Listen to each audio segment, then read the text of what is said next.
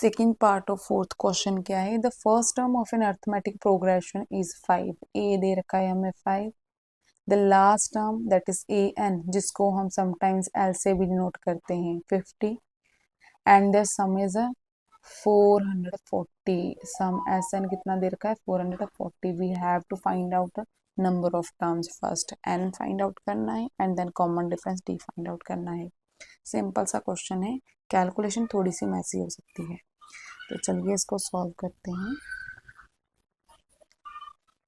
ए हमारे पास 5 है, last term that is a n, जिसको हम a plus n minus 1 into d भी लिखते हैं, ठीक है। ये कितना दे रखा है, 50 एस एन, जिसको हम फॉर्मूला के according n by 2 into 2a plus l, sorry 2a नहीं, यहाँ पर ए लगता है फिर, ठीक है।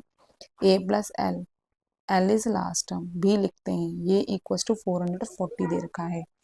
अब हमें देखना है कि हमें कौन सा फॉर्मूला यूज करना है, ठीक है।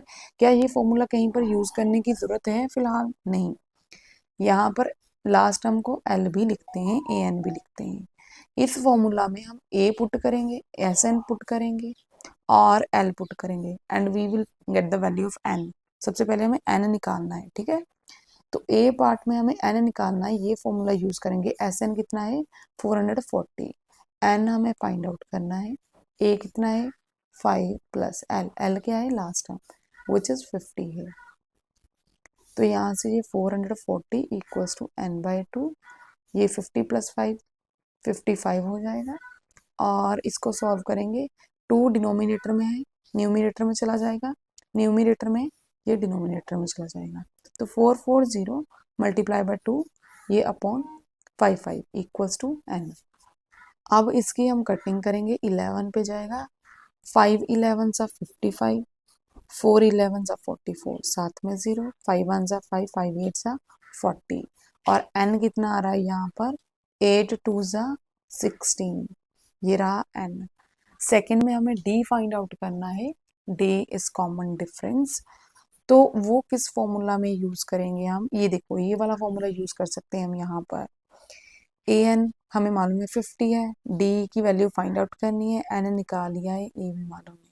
तो यहाँ पर हम लिखेंगे a n equals to a plus n minus 1 into d, जिसमें ए एन कितना है 50, ए कितना है 5 प्लस एन कितना है 16 माइनस 1 लिखेंगे। अब यहाँ पर डी हमें फाइंड आउट करना है, तो 50 इसको इस साइड लेकर आएंगे तो -5 इक्वल्स टू 16 माइनस 1 इज 15। तो यहाँ पर डी 50 माइनस 5 कितना हो जाएगा, 45 इक्वल्स टू 15 डी। अब यहाँ पर ये 15 मल्टीप्लाई के दूसरी साइड आने के बाद डिवाइड हो जाएंगे, इक्वल्स टू डी। 15 1 सा 15, 15 3 सा 45, तो डी कितना आ गया, 3। तो बस यही कैलकुलेट करना था इसमें।